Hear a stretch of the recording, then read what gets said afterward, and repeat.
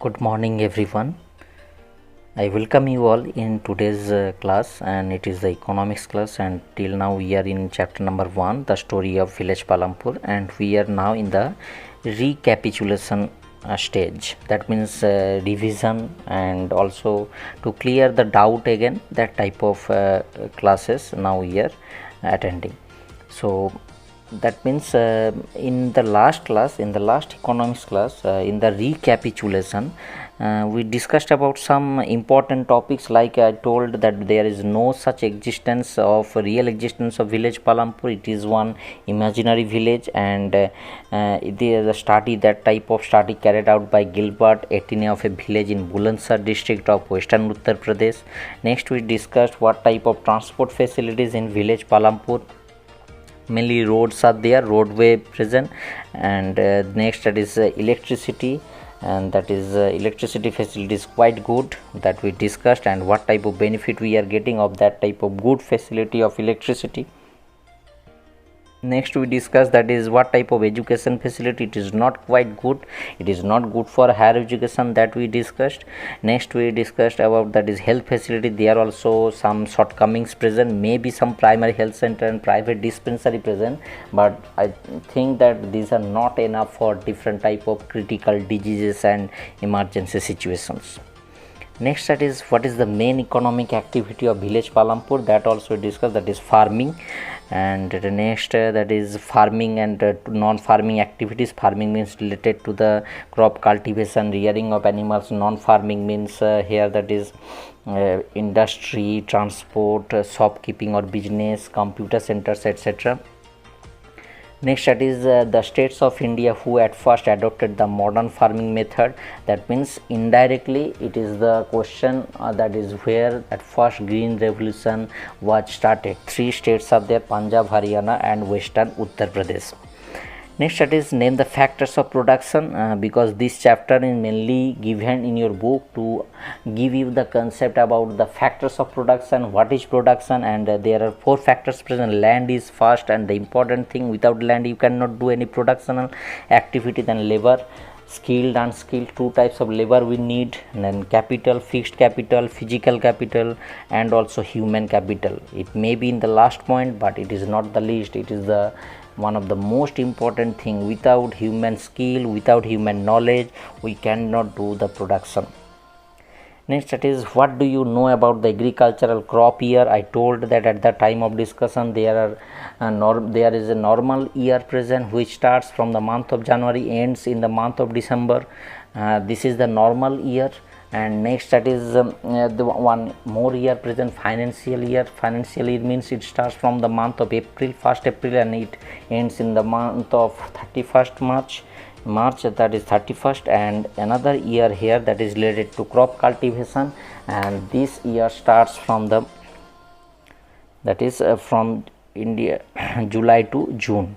It starts from the month of July and it ends in the month of June.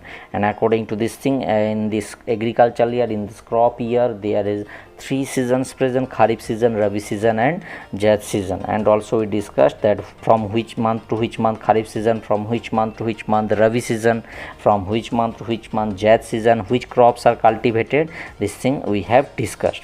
Now come to the today's topic, and today's topic for revision and also to clear the doubt, that is multiple cropping. So at the time of discussion of agriculture in 8th class, that we discussed that there are mainly that is when we are that is cultivating one crop, that is single crop farming. When we are cultivating 2 crops in an agriculture year, it is called as double crop farming.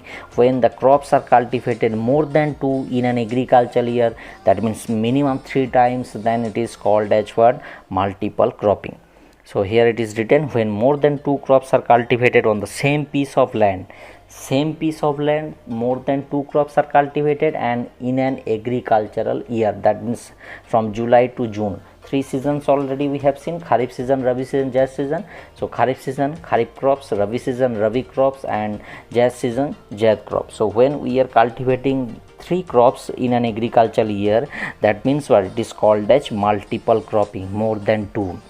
Example is also given that in the Kharif season rice, in the Rabi season that is wheat or it may be mustard, and in the Jas season vegetables. So that is called as multiple cropping.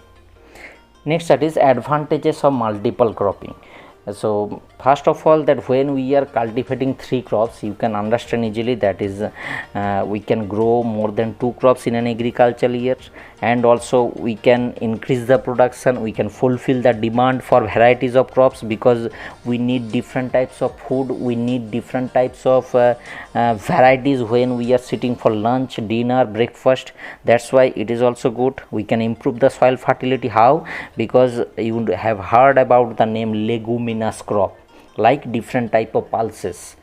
So leguminous crop means in its root one bacteria present that is called as rhizobium. What is the name? Rhizobium. This rhizobium doing the nitrification, that means taking the nitrogen from the atmosphere and fixing it and in the soil, that is called as nitrification, and then it improves the soil fertility. So that also you can include in this multiple cropping. That means we can indirectly improve the soil fertility also.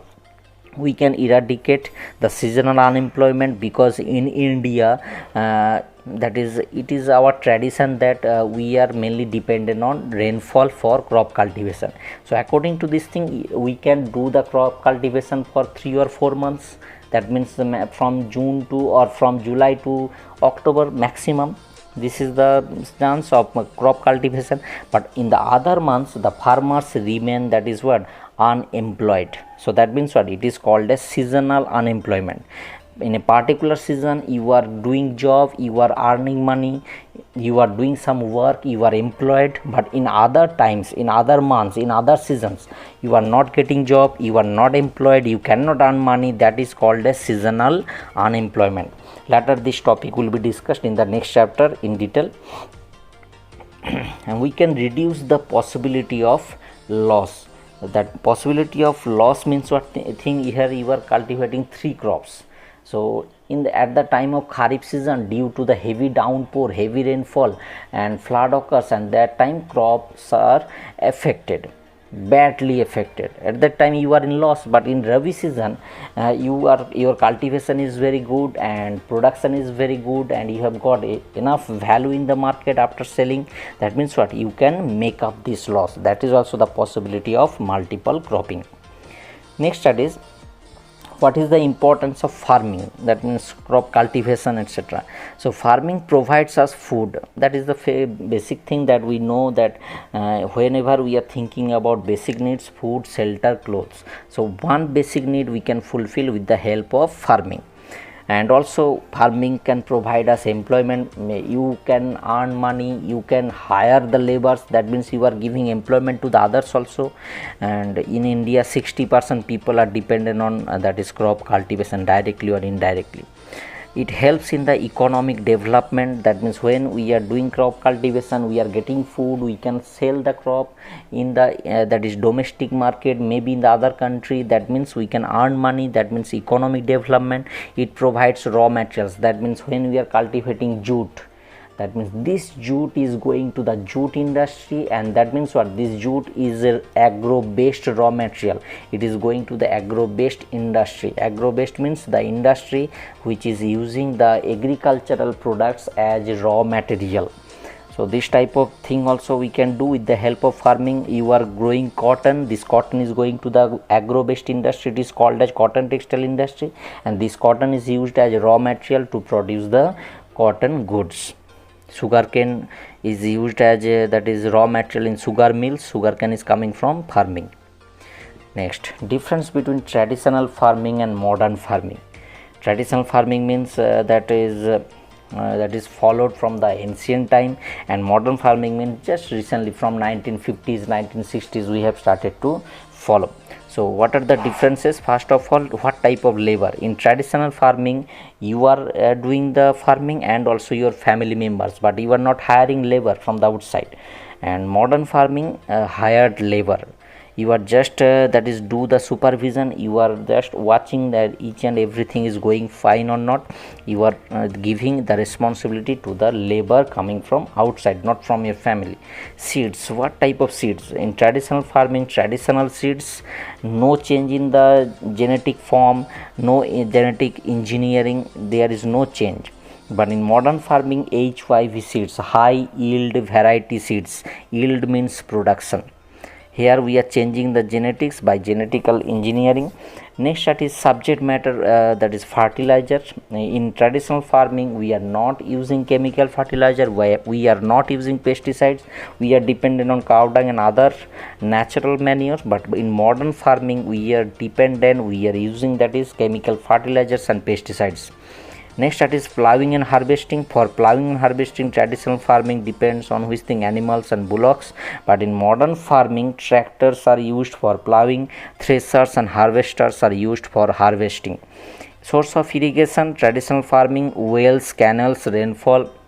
There is no use of pump, there is no use of electronic goods to take out the water from the canal or take out the water from the ground.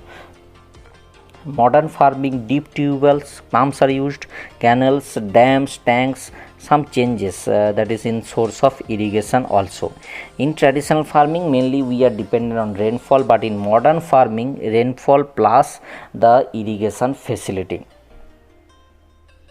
Now come to the next topic. It is a well known topic, you are aware about this one, green revolution. That means, first of all, revolution means drastic change which you cannot imagine. That type of change occurred in which thing, in the production of crops, color of the crops, that is green, that's why the name of the revolution, green revolution. Here it is written the great increase, that means I have told drastic change which you cannot imagine in the production of which thing, two crops at first, wheat and rice in India in the 1960s. Due to the why the change occurred in the production of wheat and rice, introduction of which thing, HYV seeds, high yield variety seeds, chemical fertilizers, pesticides, irrigation is known as green revolution. Next, MS Swaminathan, the full name, that is Mankombu Sambasivan Swaminathan, has been called the father of green revolution in India, because he started at first the green revolution in India. That is totally on the basis of his concept.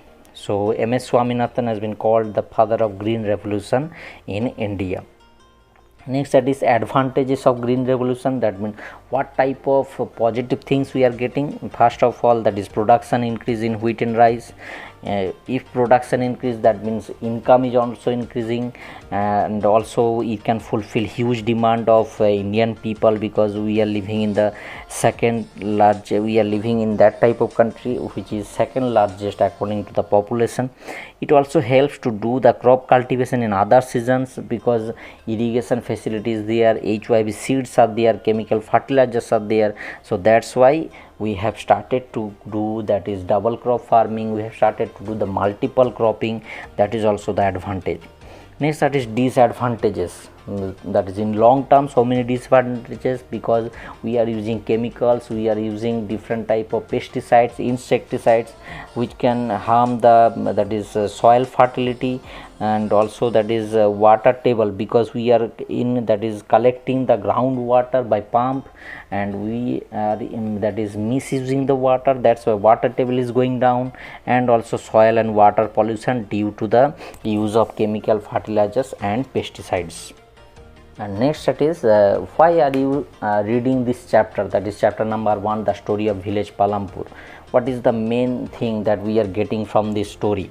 The basic thing, that is what we come to know about the production, we come to know about the factors of production, and also that is basic concept of what agricultural activities, what is agriculture, and also what is agricultural year, that is different type of seasons, different type of crops, how many times crops are cultivated, etc. And also non-agricultural activities, that means except the crop cultivation, except the agricultural activities, what are the other activities present. So these things also we can come to know after the reading of the story of village Palampur. So That's all for today, students. Your duty to write down all the class notes. If you have not written, because it is a revision, so if you have not written any topic, any question answer, then your duty to write down in the class note. And that's all for today. If you have any query, you put up the query, feel free to contact. And thank you, have a nice day.